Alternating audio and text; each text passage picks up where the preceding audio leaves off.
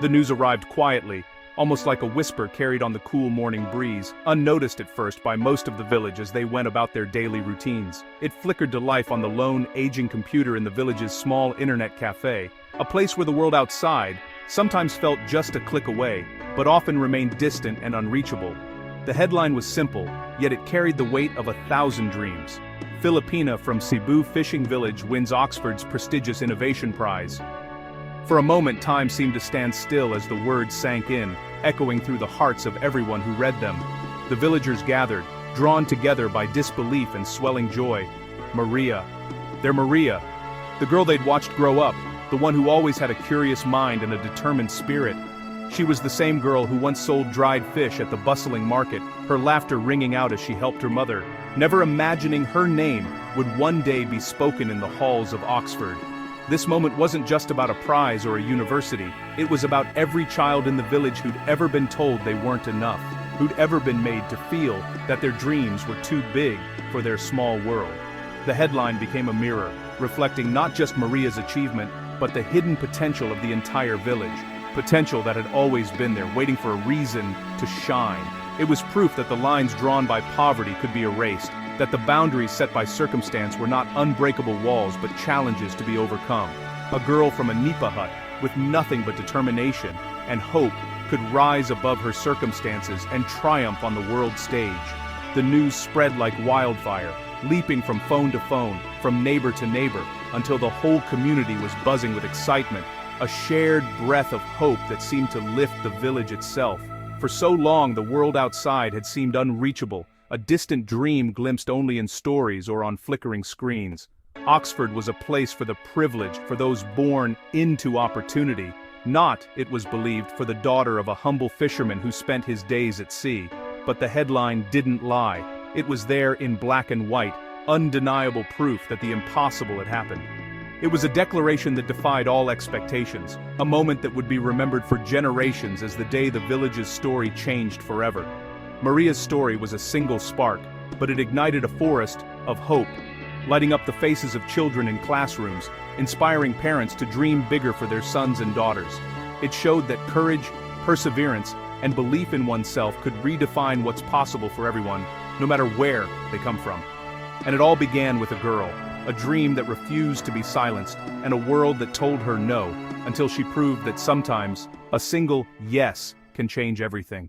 Maria's world was framed by the blue Visayan sea and coconut trees. She grew up in a house on stilts, its walls woven from nipa palm, floors of bamboo. Her father fished before dawn. Her mother sold the catch at the market. Life was simple, joy found in small things. A shared meal, a rainless day. But a grand dream took root with a tattered book about world history, a gift from a tourist. The spires of Oxford in a picture captured her imagination. She saw not impossibility, but a challenge, a place where knowledge was treasured. While others played, Maria read under a palm tree, her mind traveling far. Her humble beginnings grounded her, teaching her the value of hard work and resilience. This foundation would one day support the weight of her impossible dream. When Maria first spoke her dream aloud, her words seemed to float on the evening breeze, fragile and uncertain. The village responded with gentle pity, their eyes soft but their voices tinged with disbelief. "Oxford, that's for the rich," they'd say, their laughter light but edged with resignation. "Our world is here, Maria. This is where we belong." Her ambition was seen as naivete, a sweet but unrealistic hope, not the spark of brilliance she felt burning inside her. Well-meaning elders, their faces lined with years of hard-earned wisdom, urged her to be practical. "Find a job in the city," they advised. "Help your family. Build a life you can touch." Even her teachers, who recognized her sharp mind and quick wit, gently steered her toward local colleges, believing that was the highest she could reach. The world around her had already decided her path, drawing invisible boundaries that seemed impossible to cross.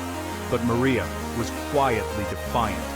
She carried a silent strength, a determination that grew stronger with every doubt cast her way. The whispers of impossible became hurdles to leap over, not walls to stop her. Each doubt was a challenge, each obstacle a lesson. She understood their doubts came from love and experience, from a desire to protect her from disappointment.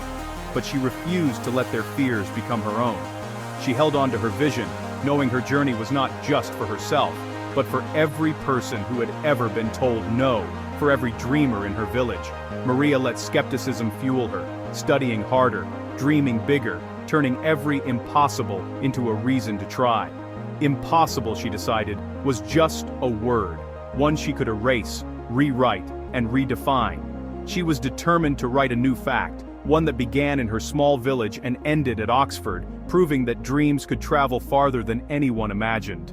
And so, with hope in her heart and courage in her step, Maria pressed on, toward the life she dared to dream. Resources were luxuries in Maria's world. Her family's income barely covered food, let alone books or internet. The school's library was a single dusty shelf, but Maria saw opportunity in scarcity. She studied by kerosene lamp, copying chapters by hand, practicing math in the sand. She learned English from tourists and traded coconuts for old magazines. 1 hour of free internet each night was her lifeline to the world. She downloaded articles, watched videos, and researched the Oxford application process.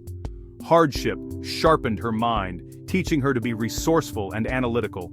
Knowledge, she learned, was something you chased and earned. Maria's journey felt solitary, but she was never truly alone. Her father saved extra pesos for her notebooks. His pride was quiet but deep.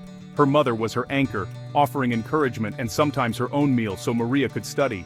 Mr. Reyes, her science teacher, lent her textbooks and challenged her with advanced problems. He told her, "It's not impossible, Maria, just very, very hard." The internet cafe owner gave her extra time. Neighbors brought old newspapers. These small acts wove a safety net beneath her. The community's support became a source of collective hope. Maria carried their belief with her, a silent army helping her bridge the gap to the world. Every gesture, no matter how small, mattered. Applying to Oxford was like mapping a distant star. The forms, essays, and fees seemed insurmountable. Maria wrote to admissions, received a fee waiver, the first door opening. She wrote her personal statement amid roosters and waves, pouring her life onto the page. The wait was agonizing. Weeks turned to months. Each day she checked her email at the cafe, hope fading with every empty inbox. Doubt crept in. Had she wasted everyone's hope? Her mother's silent strength kept her going. Then, one sweltering afternoon, the email arrived. "We are delighted to inform you." Maria read it through tears. It was real. A sob of joy escaped her lips. The whole cafe turned to look. The girl from the Nipa hut was going to Oxford. The impossible had become reality. Arriving at Oxford was like stepping into her childhood book. The ancient buildings and privilege were overwhelming. She felt like an imposter among confident worldly students. The academic rigor was intense, her self-doubt crippling. But Maria remembered the nights by kerosene lamp, the resilience her mother taught her. She began to see her background as a strength, not a weakness. She spoke up in tutorials, her voice growing stronger each time. Professors valued her unique perspective, her ability to connect theory to real life. Her background gave her a lens no one else had. She realized she wasn't an imposter, she was a scholar. She had earned her place, not despite where she came from, but because of it. Maria belonged. In her second year, Oxford launched the Global Innovation Challenge. Students proposed high-tech solutions to environmental problems. Maria felt like an outsider. Her world was low-tech, human-centered. Then she realized that was her advantage. She thought of her village's mangroves, the fishermen, and the spirit of Bayanihan. Her idea, a community-based mangrove reforestation project powered by collective effort. The Barangay project integrated local wisdom with modern science. Villagers managed nurseries, replanted mangroves, and created sustainable ecotourism. The project's success was tied to the community's well-being.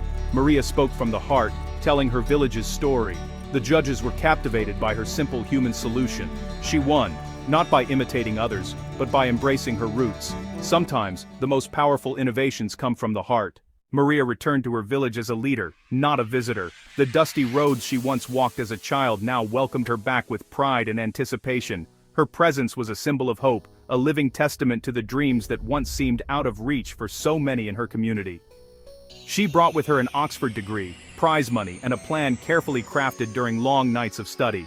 But more than that, she carried the weight of her village's aspirations and a determination to give back to the place that shaped her. The celebration was immense. The village saw her as proof of what's possible.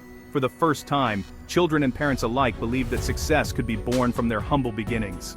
Laughter and music filled the air. and Maria's story was told and retold, inspiring everyone who heard it. Maria established the Pangarap Foundation, launching the mangrove project she designed at Oxford. She explained how these trees would protect their shores, restore fisheries, and create new opportunities for the next generation. She worked closely with village elders, listening to their wisdom and refining the plan together. Their experience blended with her new ideas, creating a project rooted in both tradition and innovation. Fishermen became protectors of the mangroves, understanding that their future depended on it.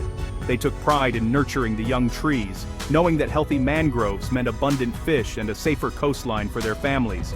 Maria started a scholarship program, sending children to high school in the city.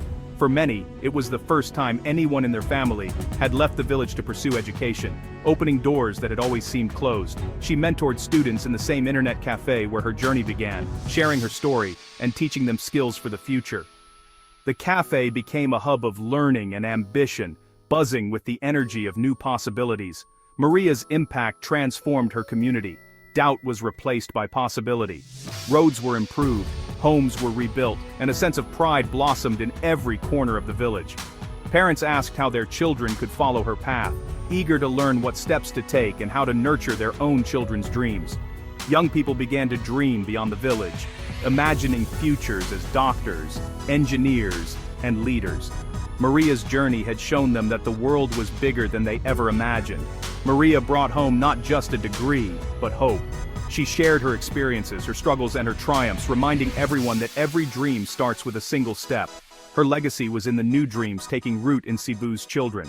With every seedling planted and every lesson shared, Maria ensured that the next generation would grow up believing in the power of their own dreams.